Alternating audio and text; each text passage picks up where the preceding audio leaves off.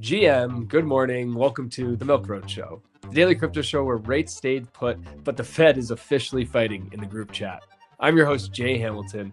It's Thursday, July 31st. Today, we are joined by Douglas Boneparth, president of Bonafide Wealth, CNBC advisor, and a meme lord above all meme lords. Today, we're going to talk about the Fed. They held rates, but this is the first time in 20 years that we've had two members of the Fed board openly disagree with the chairman. The White House dropped their crypto report yesterday. Was it big or was it more of a miss? We're going to dive into what was in that.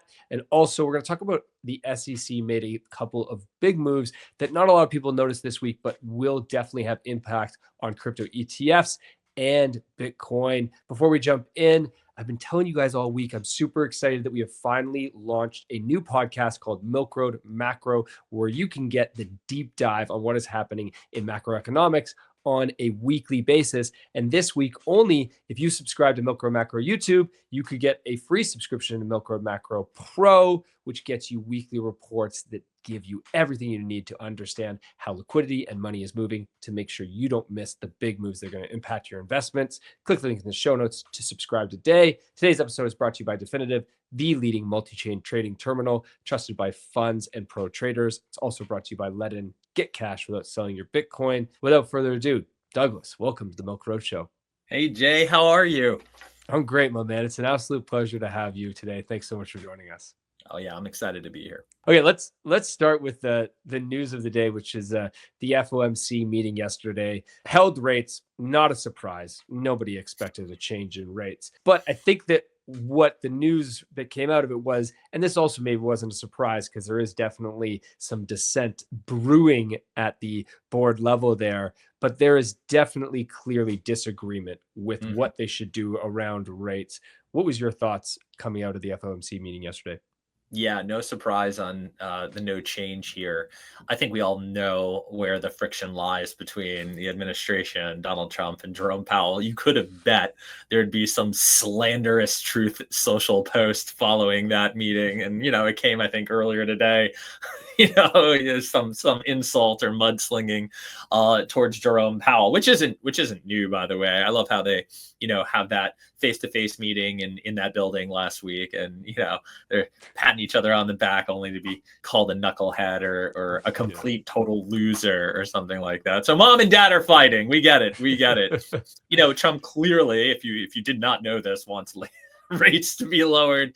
And you have Jerome out here saying that, hey, we want to be super careful about inflation. Again, administration saying we don't see it. We've beaten inflation. But, when it comes and Jerome outright saying, hey, these tariffs are going to result in higher costs. It's just right now you have corporations slashing workers and payroll and being able to kind of subsidize the, those additional costs. And Jerome saying at some point you're going to see that reflect. They can only play that game for so long. We will find out, and we've really now created quite the divide between people who feel that, now is the time to lower rates, that we've been in a higher rate environment for a prolonged period of time, and that there hasn't been noticeable inflation. It's so funny to me that depending on what headline print is coming out, how either side will either use it for bolstering their argument or they'll use it to against, and they'll literally change positions. If it favors them, they'll take it. Otherwise, it's fake data, right? Pick a lane, everybody. Like, do you believe in the data or don't you believe in the data? And just this week, GDP, is a beat at 3%. That's not a reason to lower rates. Inflation coming down is. So it's really depending on what your view is. We could pull out 5-6 prints that would suggest, one narrative versus the other. And I think now you just obviously have this squabbling going on. Yeah, that's kind of the lay of the land. It's really murky right now. Yeah, it is very clear that the two sides are really growing in strength, and there's those that really believe that we should not cut rates, and those that really believe that we should. From an investor perspective, investors often think that, okay, well, we need rate cuts in order for markets to they don't need them. They want them because equity go up. It's exactly. like, hey, cost of capital go down, companies can make more money here. and we can stimulate some stuff, and that's what Trump wants. It makes him look good. It makes equity investors and managers look good. So yeah, if you're invested in risk on assets and you have rates going down, you're going to welcome that. But what Jerome's trying to figure out here is, hey, at what cost? We've been down that road, and I can understand his point here.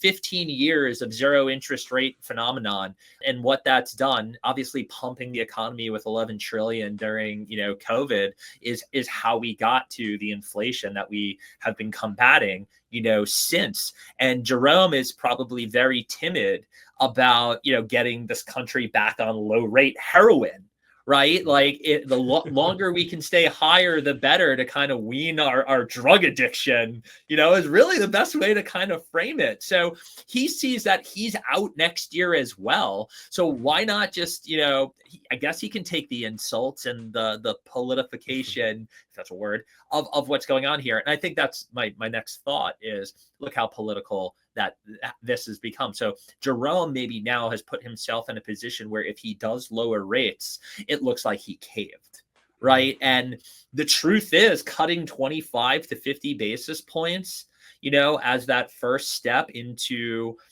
saying, hey, things are things are relatively good here, we don't need to keep higher rates. I can sign on for that, right? Like, when I see posts of, I need mortgage rates at 3% right now, what? Do you know how you get from 7 to 3? There is nothing good that happened, for rather a quick descent from high, mortgage rates at 7, relatively speaking, right, down to 3. Saying, hey, I'd love to see 7 get down to 5 in, a gradual manner. I think that's a very realistic thing to strive for in a economy that seems to be chugging along. So now Jerome is caught up in this political environment. Trump makes everything political. And you have on top of that 2 governors, with the dissent, who could very well be vying for Fed chair. What a way to raise your hand and say, hey, Donald, pick me. Look what I did. And that, I think that perfectly captures the environment we're at. I'd love a 25, 50 point, 50 basis point cut here, and then stop and assess before we just go into, hey, everyone fixating on zero interest rate environments. That I don't think that's a really good thing or a healthy thing for long-term economic growth. Let's step back from the Fed and rate cuts for a second and just shift to the market. Stocks hitting all-time highs. Bitcoin near all-time highs. Everything is just seems to be going very well right now. We've had so many earnings reports come in this week. Most earnings reports have been above projections. I think I saw a stat like over 80% of earnings so far above projections. It seems everything is running hot right now and going well. How do you position the current market and think about from an investor lens? Where are we at and where are we headed for the rest of this year? Yeah, I have the luxury of being, a financial planner first and a long-term disciplined investor also first, or, closely tied in second place there. And I work with clients that are particularly the demographic of your audience. You're 28 to 45, pushing 50, X, Y, and Gen Z. So generally speaking, long-term time horizons when we talk about investing wealth, getting into peak earning years. So the luxury that I have is to be able to take that stance of our cycles are really long. We can handle drawdowns, whether we're talking about mainstay equity indices or volatile digital assets like Bitcoin. And for the, early 40-something-year-old investor who's been participating for the last decade plus, you're no stranger to volatility. Or if you've come into your adult life, on the heels of the Great Recession, how bad it can really get, or you've experienced, COVID drawdown. I mean, geez, just in April, we had a 19% drawdown on, Liberty Day, only to rip back, like these dips, they don't last long. I mean, even in March of 2020, that thing erased itself within a month or two as stimulus started to come in. So I think we need to be keen to those opportunities, knowing that discounts don't, these days stick around for too long. So for those that are, putting in classic strategies like dollar cost averaging, they're taking advantage of this anyways. But if you want to be a little bit more, opportunistic, you got to look at those dips as, hey, do I shorten my averaging in window? Do I push the chips in at that moment? You were going to buy to be a long-term investor anyways. We've, as I think a generation and the demographic of investors we're talking about, we live like one unprecedented event to the next almost every year now. But certainly from Great Recession to COVID, that 10-year span, those are two once in a lifetime events. We've white knuckled, I can speak for my clients, we've white knuckled volatility throughout the entire time. So 5-10% pullbacks and corrections, I don't think those are very threatening. I think again, are those opportunities. So again, very, very fortunate to take that kind of long-term macro view of the market. And by the way, for most retail investors, it's a game of discipline and consistency that you're playing, right? There's 1,000 ways that you can go be risk on and return, and get a return on your capital. What is difficult for most investors is tuning out noise, staying the course. You hear this all the time, but it's as true as it can be. Are you going, to crap the bed on a 20% drawdown? Everyone, I love this story. Everyone who says, I wished I invested in Amazon or Apple, back in the early 90s, I would have been rich. Yeah, you would have had to survive 2 to 3 90+% drawdowns. Go talk to our Bitcoin homies, right? Who've done this since 2013 till now. You would have had to done it like 4 or 5 times. Forget how many 50%, drawdowns you would have had to survive. So that right there is really the art of quietly compounding your wealth over time. And I think that's lost on a lot of smart people. It really just is a matter of control and behavior more than it is picking the right risk on asset. Yeah, people really forget that Amazon and Apple have had massive drawdowns back in the early 2000s. Like you forget that all tech has risk in the beginning. And so whether you're in crypto or whether you're in other forms of tech, and obviously AI is the next big tech boom that's coming as well. Not so many opportunities to invest in it quite yet, as it's still mostly in private markets. But yeah, it's a great reminder that you really do need to just, hold strong in your conviction and believe in the long-term benefit here and the long-term potential. Let's talk about the White House crypto report. That obviously just came out yesterday. Some people feeling like not a lot in it, not a lot of substance that we were all hoping to get. I mean, obviously we're all mainly hoping to get the strategic Bitcoin reserve in a meaningful way, not just that we're going to hold our current assets, but maybe that we're going to look to buy Bitcoin and start to add more assets to that reserve. Didn't happen there. What's your thoughts on the report?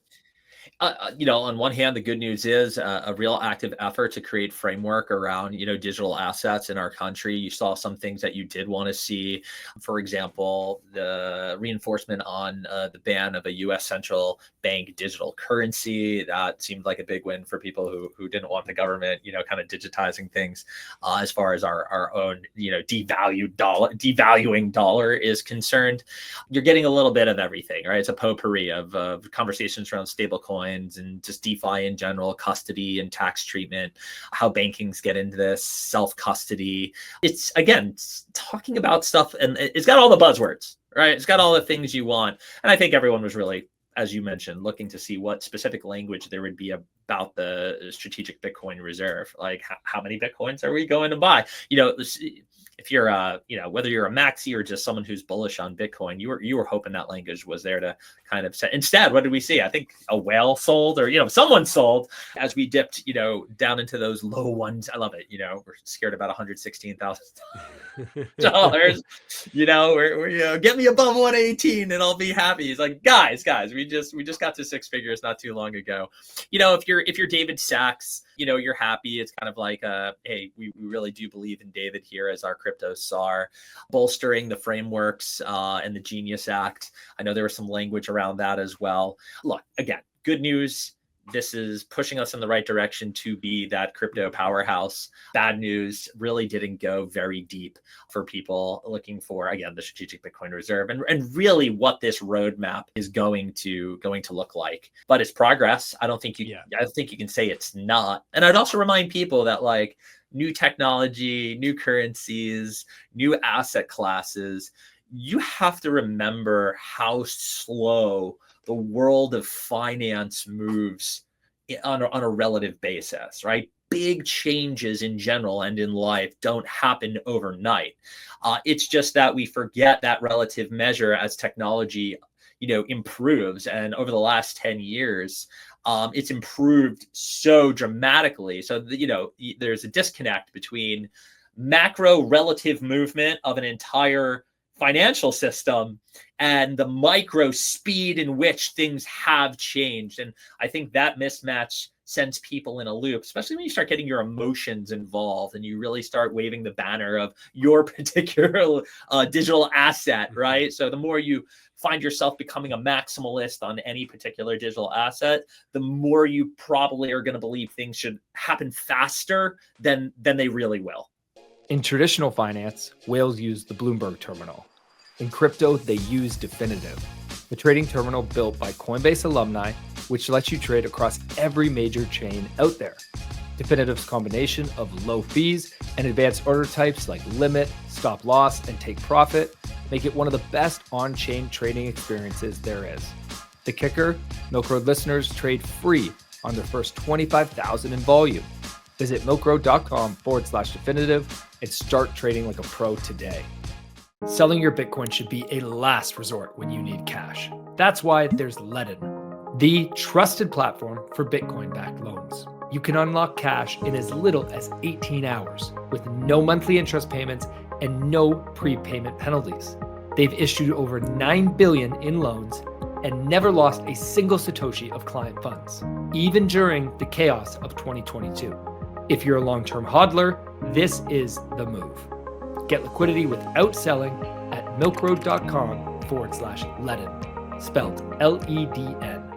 Yeah, I think progress is the best word to describe this report. Like it's momentum, it's continued momentum, it's continued deliverance on the commitments that have been made from this administration. And you can't deny that when the administration is making this much noise about a new technology, that more and more people are paying attention and listening. You cannot avoid it when a crypto report like this comes out and the New York Times and every major media publication is writing about it and talking about it. It's good stuff. We can't forget that there is still a large percentage of the population that has a very negative view of crypto and of new tech. 100%. There's always a little bit of truth and real meaning behind all of our favorite, mottos in the digital asset and crypto space. One being, we are so early. I mean, yeah. Yeah, do you remember the birth of a completely new asset class in your lifetime? I do not, and I've been working in wealth management for 20 years. So, guys, we're making progress. That's the right word. And also the push to make the CFTC the primary regulator for spot crypto, and separating it from the SEC is quite the departure from the Gary Gensler era here. So I think there's a lot of people saying, cool, we're getting the right regulatory body to handle what's happening here. I think that's a breath of fresh air for a lot of people. So more to come for sure. We're only getting started, I would imagine. Yeah, speaking about a shift from the Gary Gensler era, Paul Atkins, the new SEC commissioner, announced this week that the SEC has approved in-kind creations and redemptions for crypto ETPs. And this is not the only thing that has come out of the SEC. It's just, it can't be understated the shift that has happened in the SEC from where they were previously. It's just enormous. And it is really setting up. I mean, I want to get your thoughts on, let's first get your thoughts on what this news means of the in-kind creation and redemption for crypto ETPs. Yeah, this is where people will be like, he doesn't know enough about crypto, but I got the general idea here without getting really into the too specific. I mean, we're talking about infrastructure here and the way in which institutions can facilitate, people getting invested into crypto. So, for those who can't get too deep or get lost with, the nomenclature, this really does help with transactions, right? So what's happening here is rather than receiving cash, you can receive in-kind redemptions of similar securities from Bitcoin to Ethereum. Again, critical role in the tax efficiency and liquidity of these markets. So think about this as great. We've just bolted on, a mainstay, piece of infrastructure to crypto that the rest of the traditional financial market has had the luxury of having. So building blocks here of pushing crypto further and further into mainstay capabilities. And I think at the most macro level, the tokenization, I mean, you got Larry Fink out here talking about the world being tokenized or the financial world being tokenized. He's not messing around. Vlad's out here saying the same thing too in his own Robin Hood-esque way. Okay, he obviously wants to see his price, the price of his shares go up here, but they're saying the same thing. They're saying like, hey, how do we get DeFi rails into the traditional financial markets and infrastructure? And I've always, this is not for me to sit on the fence here, but I think they rely on each other, right? Yes, we move more towards a DeFi world, but if you're out there thinking like, forget traditional finance, like, no, you're deluded. I am so sorry. I don't mean to poke fun or make fun, but these two things are going to rely on each other, and we do need that crosstalk. We do need things like in-kind redemptions taking place in the crypto markets to get us to the next level where you see the tokenization of the financial system. Clearly, decentralized technology can work wonders for the way that we're going to build or improve financial infrastructure. And by the way, that's an even more macro theme, even outside of the world of crypto. We're dealing with legacy financial systems and corporate systems, whether that's exchange servers or Bitcoin servers. We got 30, 40, 50-year-old rails across corporate America, across the financial services industry. And tech has gotten too good too fast. So we have to do these things, and we are. That's the great part. How quickly we do it is a question of traditional financial institutions with strong lobbying power who don't want change to happen as fast as I think maybe people do, because they have stakeholders and shareholders that they need to protect, and kind of blowing up their rails overnight would really be disaster for everyone. Yeah. It's two things I would add here. One is that I think that you can see this shift in the SEC regulation around allowing in-kind creation and in-kind redemption as really just a fix in the plumbing. Yeah. Right. It's that's right. That's the right way to say it. It's not a new tool. It's just a fix in the plumbing, which is fantastic. That's great. We need to do that. And those types of things need to happen more and more. But also, you're mentioning Robinhood. We had Vlad on the show a few months ago, and he flat out said that he wants to use crypto for his business because it is a 10x operational improvement in terms of speed, and also a 10x improvement in terms of lowering his costs. So it is obvious to many, many people who are leading finance and leading the future of the way we are going to move money. So I think there is, it's funny when you step back, you can get caught up in like the day-to-day price action and why aren't we moving higher, faster? As you said, oh my gosh, we're stuck at 120, and it's like, hey, we are getting there. We're moving everything. Yeah. Oh my God. Right? Yeah. Then it goes to then it blasts through the resistance. And 3 months, however many months later, you're at 140 or 150 and you're begging for 170. I think that will always be something we see. that'll never stop ever when we're talking, about Bitcoin or Ethereum or, your big caps here in the space. But talking about the plumbing is the right way to think about it. And I think there has to be some level of appreciation. I don't know if appreciate, but you have to appreciate just how difficult, pulling pipes out of a system are and replacing them without, pissing everybody off. And also some recognition that you have to have a level of self-awareness. If you're a crypto enthusiast or someone who's really pushing for the DeFi agenda, you are the vast minority of people who are in the line of importance from, again, stakeholders in the traditional finance corporations, whether it's lobbyists, whether it's the end user who is likely a baby boomer in their 60s. Think about who controls the amount of wealth and what that demographic looks like. They do not care, about the plumbing to accommodate the tokenization of the financial system like we do.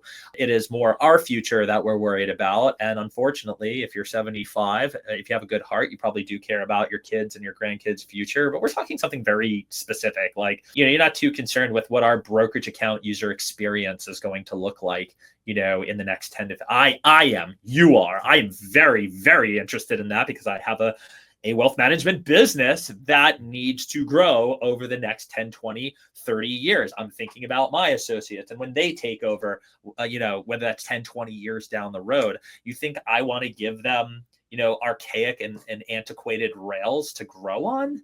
Oh my God. And I generally do fear for the legacy financial firms that are not taking action today and will be met 10, 15 years now on the great wealth transfer, or let's be a little bit more direct, when baby boomers start, passing away, and the target market and demo is, your Gen X and your older millennials, if not millennials at large, who do care about what their experience is like. If you talk to my associate, Cliff, he will tell you, he's 26, pure Gen Z, these are first handful of years of their job. If the UX UI doesn't look and feel like a Robinhood or like your Spotify app, they will puke and not touch it at all. Like, millennials, I guess, will be like, cool, reminds me of the internet of 2002. Not great, but I can dig. Gen Z is like, nah, don't want that shit. We need the good looks. Yeah, it is true that the way you interact with this technology matters so much, which is another great point of like where we are in the adoption cycle of new tech. Is it's one thing to build the technology and build the back end. It's a whole other thing to build the consumer apps.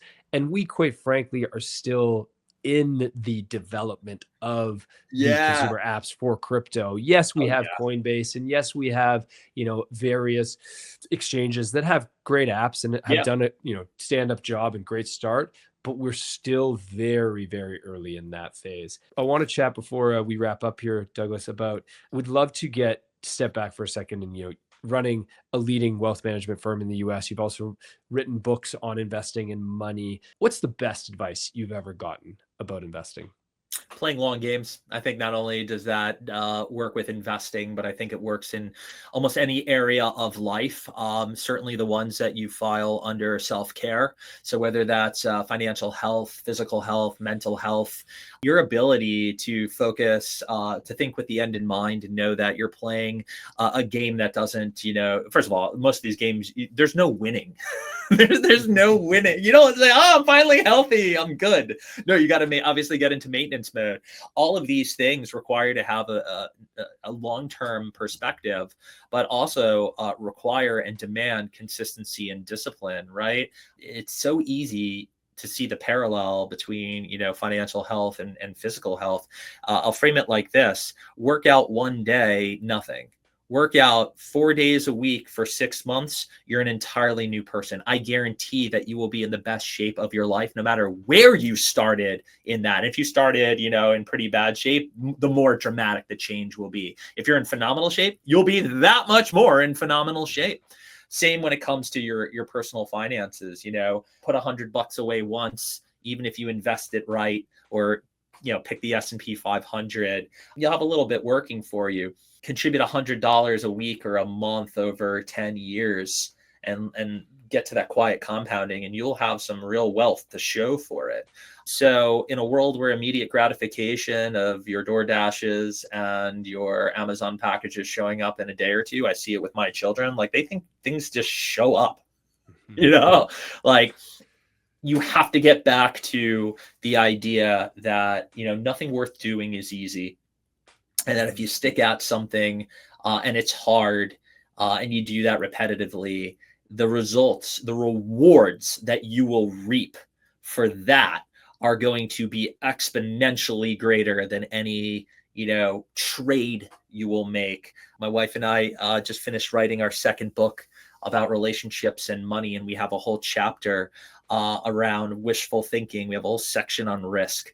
And we talk about, our story with early adoption of crypto and how we ended up in that position. And a lot of it had to do initially with wishful thinking, with there being an element of magic that people look for to set themselves free, with Bitcoin being, born out of the Occupy Wall Street movement, that people felt let down by the traditional financial system, and opted out to go for this. There was magic involved in that. There was that wishful thinking, and luckily for early adopters, it worked out well. But I can point to any number of MLM scams where people think, this is going to be their saving grace to financial freedom, and it really just results in, being an utter disaster. So that's my big advice for all investors, whether you're into crypto, traditional assets, or just pursuing happiness in your life. Remember the steps and the time in which you need to be investing to get there. Yeah, it's the advice that we all know, but nobody wants to hear because everybody wants immediate. No, we'd all be rich. We'd all be jacked. Right? Yeah. We'd all be healthy. Yeah. We'd all be rich. We'd Yeah. all be everything we want to be if you could just wake up and find the cheat code tomorrow. Totally. Guess what? Life does not work that way. And the sooner you can accept that fact and get to work, the better off you're going to be.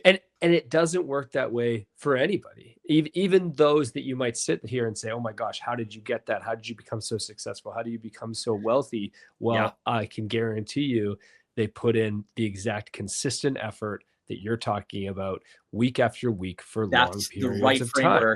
I grew up in Boca Raton, Florida, a town known for affluence. I was, middle to middle upper class, but constantly, going around me. My mom was a teacher. My dad was also an advisor.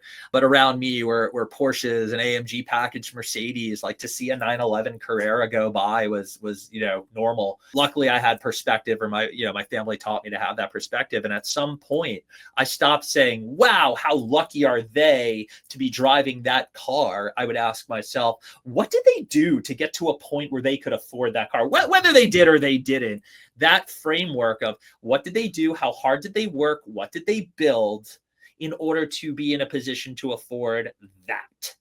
And I think if you start to frame things around that when you see things you like, because now and this is, when I was a kid in the 90s, you didn't have the noise that exists today. When you go on your Instagram and you check out the reels and, we know these tropes, everyone's getting rich but you, this is not true at all. Think about what steps you can take, to define what wealth is and what financial freedom is for you, and start working towards it and stay at it. It's hard, super hard.